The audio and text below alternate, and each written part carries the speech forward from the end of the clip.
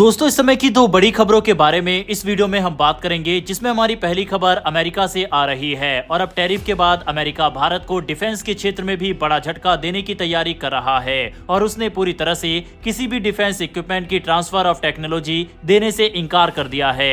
इस खबर के बारे में इस वीडियो में डिटेल में बात करेंगे। इसके अलावा हमारी दूसरी खबर भारत के आकाश मिसाइल डिफेंस सिस्टम को लेकर आ रही है, जिसके मोस्ट एडवांस और अपग्रेडेड वर्जन का ट्रायल डीआरडीओ ने शुरू कर दिया है। इसकी क्या खासियत होने वाली है, इसके बारे में भी इस वीडियो में बात करेंगे। दोनों खबर काफी इंटरेस्टिंग होने वाली है, इसीलिए वीडियो को अंत तक जरूर देखिएगा। पहले बात करते हैं अमेरिका से जो खबर आ रही है उसके बारे में। भले ही भारत और अमेरिका के बीच इन दिनों तनाव काफी ज्यादा बढ़ गया हो, लेकिन अमेरिका और भारत के बीच रक्षा सहयोग पिछले कुछ सालों में लगातार मजबूत हुआ है। दोनों देशों की दोस्ती का सबसे बड़ा कारण इंडो पैसिफिक क्षेत्र में चीन का बढ़ता प्रभाव है। अमेरिका चाहता था कि भारत उसकी रणनीतिक साझेदारी का अहम हिस्सा बने और चीन को संतुलित करे।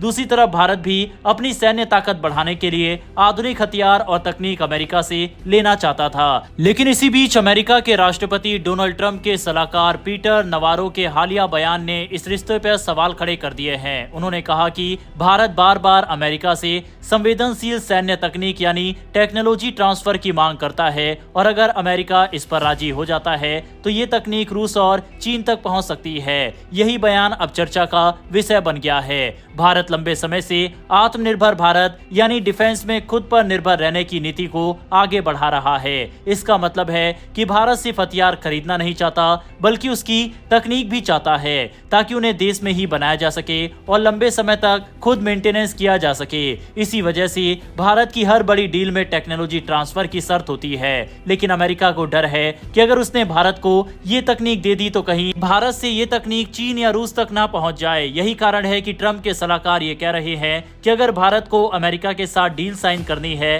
तो टेक्नोलॉजी ट्रांसफर की जो जिद है उसको भारत को छोड़ना होगा। आपको बता दें, पिछले कुछ समय से टेक्नोलॉजी ट्रांसफर को लेकर भारत और अमेरिका के बीच में कई विवाद चल रहा है। सबसे ज्यादा विवाद जनरल इलेक्ट्रिक के F414 इंजन को लेकर है। ये इंजन भारत के स्वदेशी तेजस मार्क 2 लड़ाकू विमान के लिए बेहद अहम है। भारत चाहता है कि इसे देश में बनाया जाए और इसकी पूरी तकनीक उसे दी जाए, लेकिन अमेरिका इस इंजन की संवेदनशील तकनीक साझा करने से हिचक रहा है। नुआरो का बयान साफ इशारा करता है कि वाशिंगटन को इस सौदे को लेकर भरोसा नहीं है। अगर ये इंजन भारत को पूरी तकनीक के साथ नहीं मिलता तो तेजस कार्यक्रम पर बड़ा असर पड़ सकता है। इसी तरह भारत अमेरिकी जेवलिन एंटी टैंक मिसाइलों में भी दिलचस्पी दिखा रहा है। ये मिसाइल आधुनिक जंग में बेहद प्रभावी मानी जाती है। भारत चाहता है कि इन्हें सिर्फ खरीदा ही ना जाए, बल्कि इसे देश में को प्रोडक्शन यानी साझेदारी में बनाया जाए। लेकिन अमेरिका टेक्नोलॉजी शेयर करने को लेकर झिझक रहा है। अगर ये डील अटकती है तो भारत रूस या इजराइल जैसे अन्य देशों से विकल्प तलाश सकता है। एक और बड़ा मामला स्ट्राइकर कॉम्बैट व्हीकल का है। भारत अपनी मशीनी पैदल सेना यानी मैकेनाइज्ड इन्फेंट्री को आधुनिक बनाना चाहता है और इसके लिए स्ट्राइकर गाड़ियों पर बातचीत चल रही थी।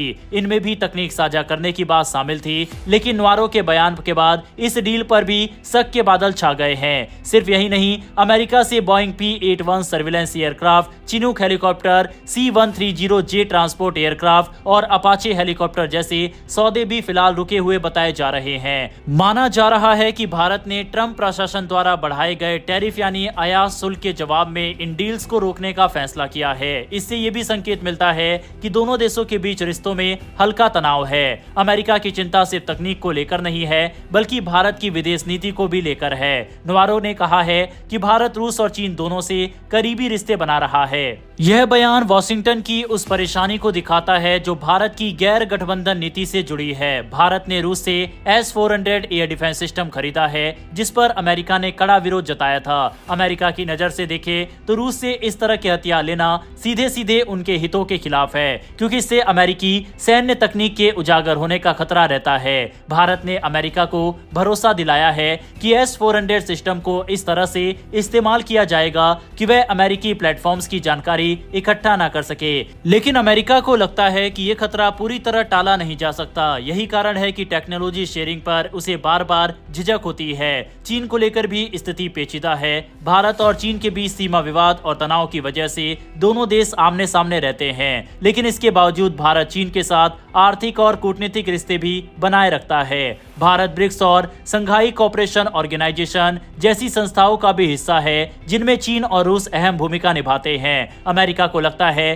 कि इन मंचों के जरिए संवेदनशील जानकारी या तकनीक लीक हो सकती है। भारत और अमेरिका के बीच कई अहम समझौते पहले ही हो चुके हैं, जैसे कॉमकासा जो दोनों सेनाओं को एक दूसरे की संचार नेटवर्क से जोड़ता है, और BECA जिससे दोनों देश उपग्रह और संवेदनशील मैपिंग डेटा शेयर कर सकते हैं। इन समझौतों ने दोनों देशों की सेनाओं को पहले से ज्यादा करीब ला दिया है, लेकिन अगर टेक्नोलॉजी ट्रांसफर को लेकर भरोसे का संकट गहराता है तो ये साझेदारी कमजोर भी हो सकती है। अमेरिका जानता है कि भारत बिना तकनीक के अब बड़े सौदे नहीं करेगा, और भारत भी समझता है कि अगर उसने अमेरिका पर ज्यादा दबाव डाला तो कहीं रिश्ते खराब ना हो जाए। यही वजह है कि मौजूदा स्थिति बेहद संवेदनशील है। अगर दोनों देश भरोसे की खाई को पाट नहीं पाए तो भारत रूस, फ्रांस और इजराइल जैसे देशों की तरफ और ज्यादा झुक सकता है, जो तकनीक ट्रांसफर करने के लिए ज्यादा तैयार रहते हैं। नुआरो का बयान साफ संकेत देता है कि अमेरिका टेक्नोलॉजी ट्रांसफर को एक तरह से लेवर यानी दबाव के हथियार की तरह इस्तेमाल कर सकता है। वह चाहता है